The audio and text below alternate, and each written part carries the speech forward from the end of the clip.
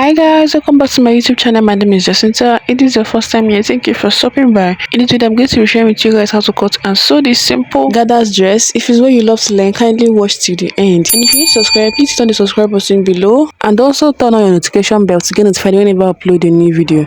So without wasting much time, let's jump right into the tutorial. These are the body measurements I'm going to be needing for the making of this dress. These are the fabrics I'll be using for this tutorial. I have Ankara and crepe fabric here. The Ankara is 2 yards, while the crepe fabric is 1.5 yards. You can use 3 yards of Ankara if you want your gathers to be very full. Starting off with the pattern drafting, from the tip of my pattern paper, I will mark 1 inch downwards and square across, and I will label that shoulder. Placing my tape on the shoulder line, I will mark 10 inches downwards, which is my bust point or the bust line, and mark 16.5 inches, which is the half length I'm working with. I will square across these lines and label them. Placing my tape on the half length, I'll mark 9 inches downwards, which is my hip line. Square across and label the line. On the shoulder line, I will mark for my shoulder measurement, which is 8 inches. On that 8 inches point, I will mark 1.5 inches downwards for the shoulder slope. I'll also mark 3.5 inches inwards for my neck width and connect from the neck width to the shoulder slope. Placing my tape on the shoulder slope, I'll mark 7.5 inches downwards for my armhole level and connect with a straight line. On the point where the armhole level ended, I will extend the line outwards and label that chest line. I'll find the midpoint of this straight line, and on that midpoint, I'll come in by 1/2 inch. On the chest line, I will mark part of my bust circumference. They use my armhole curve to connect from the shoulder slope to the 1/2 inch I came in by to part of my bust circumference that I marked on the chest line to form my armhole curve. Now for the darts, on the bust line, I will mark half of my bust span on nipple to nipple measurement, which is 4 inches. I'll also mark that on the half length and on the hip line and connect with a straight line. This straight line is the dart line. On the half length, I'll come in by 1/2 inch on both sides of the dart line. From the half length, I'll mark 6 inches downwards on the dart line and connect the 1/2 inch I mark on both sides to the 6 inches downwards and upwards to the bust line. After marking the dart, I'm going to mark part of my round body measurements. On the bust line, I'll divide my bust circumference by 4 and mark whatever it gave me and add extra 1.5 inch sewing allowance. On the half length, I'll mark part of my waist circumference and add a 1.5 inch sewing allowance and also replace the 1 inch dart. On the hip line, I'll mark part of my hip circumference and add 1.5 inch sewing allowance. After that, I'll go ahead now and connect the marks. After connecting, I'll mark the midpoint of my shoulder slant and connect it to the bust point. You can mark your side bust dart if you wish. Now for the neck depth, because this is a really deep neck, I'm going to mark 1.5 inch upwards for my bust line and connect with a curve to the neck width. Now for the basque waistline, at the side I will mark 3 inches downwards for my half length, and on the center I will mark 5 inches downwards and connect with a curve. After which, I'll go ahead and cut this out and also add 1/2 inch at the down part for joining of the gathers.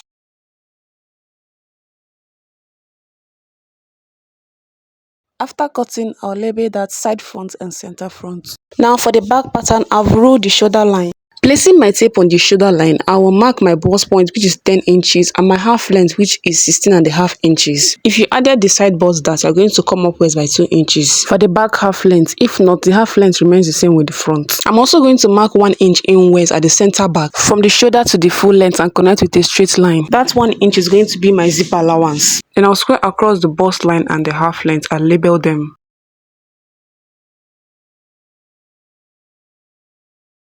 Placing my tape on the half length, I'll mark 9 inches downwards, which is my hip line. I'll square across and label the line. On the shoulder line, I will mark 8 inches, which is half of my shoulder measurement.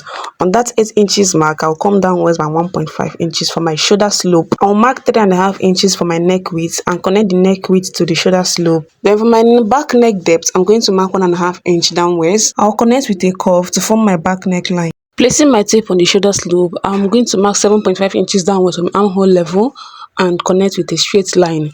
Then on the point where the armhole level ended, I'm going to extend the line, and that becomes my chest line.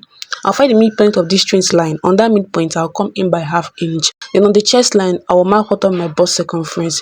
They use my armhole curve to connect from the shoulder slope to the 1/2 inch I came in by to part of my bust circumference that I marked on my chest line to form my armhole curve. For the dart, I'll mark half of my nipple to nipple measurement on the bust line, half length and hip line and connect with a straight line.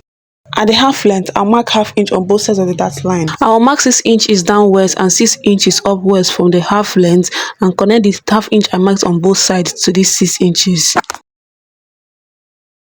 Now I'll input quarter of my round body measurement. On the chest line, I'll mark quarter of my bust circumference and add 1.5 inch to an allowance. Same on the bust line. And on the half length, I will mark quarter of my waist circumference. Add 1.5 inch to an allowance and 1 inch for that. On the hip line, I'll mark quarter of my hip circumference and add 1.5 inch to an allowance. Then go ahead and connect these marks. Now for the back waistline, at the side back, I will mark 3 inches downwards from the half length, and on the center back, I will mark 5 inches downwards from the half length and connect with my curved ruler. On the half length, I'll come in by half inch at the zip side. This is to avoid zipper bulge. I'm going to replace the half inch on the side back. Then connect the half inch on the zip side upwards to the neckline and downwards to the full length. Also reconnect the half inch by the side. Then I'll find the midpoint of the shoulder slant and connect it to the bust point. Then go ahead and cut this out.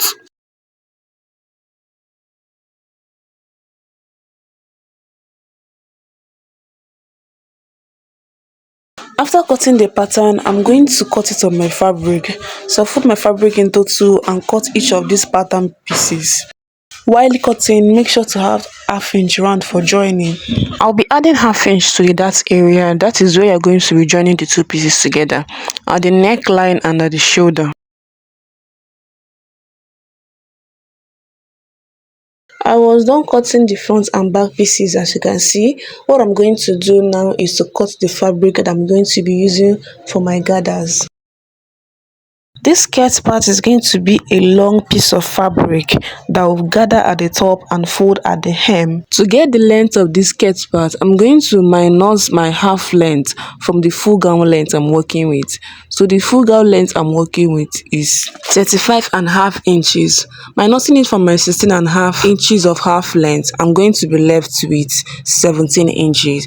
So that is going to be the length of this skirt part, and I'm going to add extra 2 inches, making it 19 inches. So out of these 2 inches, I'm going to use 1.5 for folding at the hem and half inch for joining of the upper part. So I'm marking 19 inches. So go ahead and minus your half length from your full gown length and add extra 2 inches. Now for the wideness, I told you guys I'm working with 2 yards of Ankara fabric, so I've gone ahead to fold the entire 2 yards. So meaning that the width does not have any specific measurement. It depends on the amount of fabric you're working with. So after marking the 19 inches, I'm going to cut it out and I'm going to use it to cut another 19 inches. So I'll be joining these two pieces of fabric together.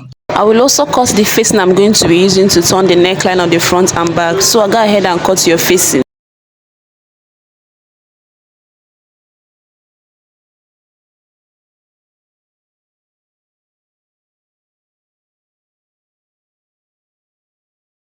I was done cutting. What I'm going to do now is to join all my pieces together.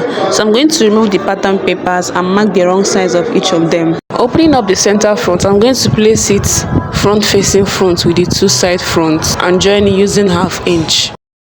These are the center back and the side back. I'm going to join them as well.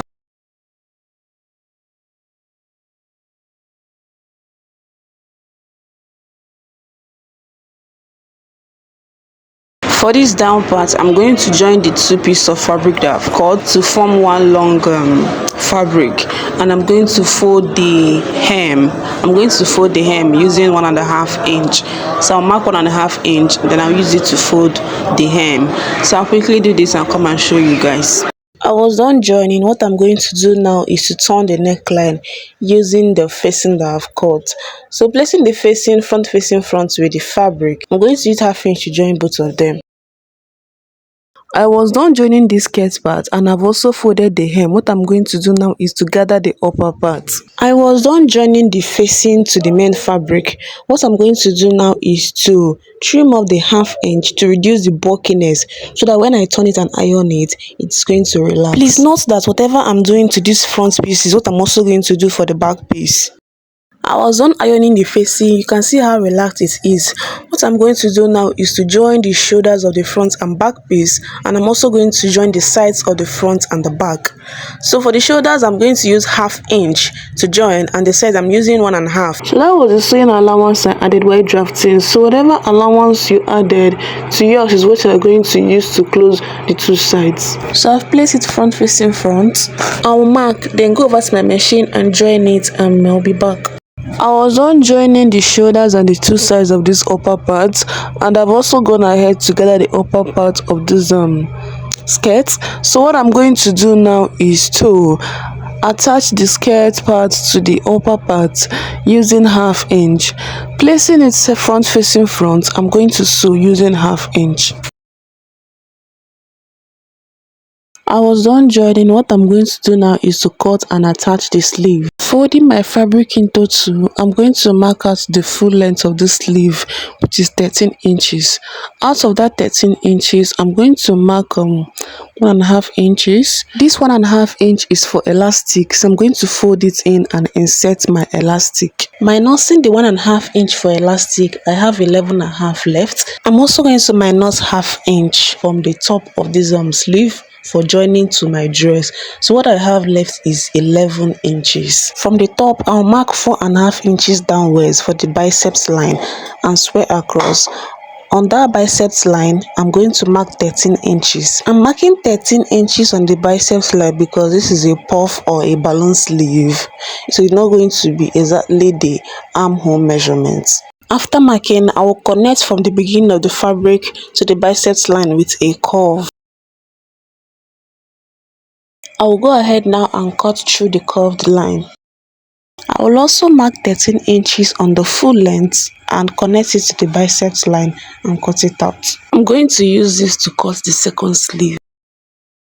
Now for the elastic, I'm making use of 1/4 inch elastic. You can use 1/2 inch. So I'm going to cut 10 inches of elastic. The round sleeve I'm working with is 13 inches, so I minus 3 inches.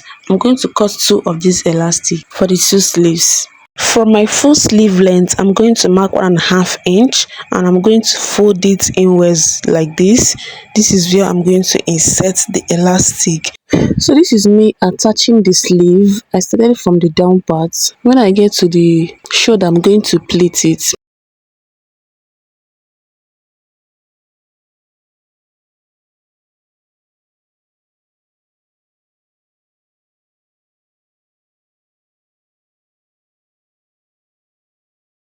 I was done with that. The last thing I'm going to do to this dress is to fix the zip. I will mark 1 inch downwards from where the gather started from. This is where the zip will stop, and the remaining part downwards I'm going to close it using 1 inch. So that will be all for the cutting and sewing of this dress. If you find this tutorial helpful, please do not be stingy with your likes. Tap that like button and subscribe to my channel. Also turn on your notification bell so you won't miss any of my future tutorials. Your support really means a lot to me and helps me to create more helpful tutorials. Thanks for watching and see you guys in my next tutorial.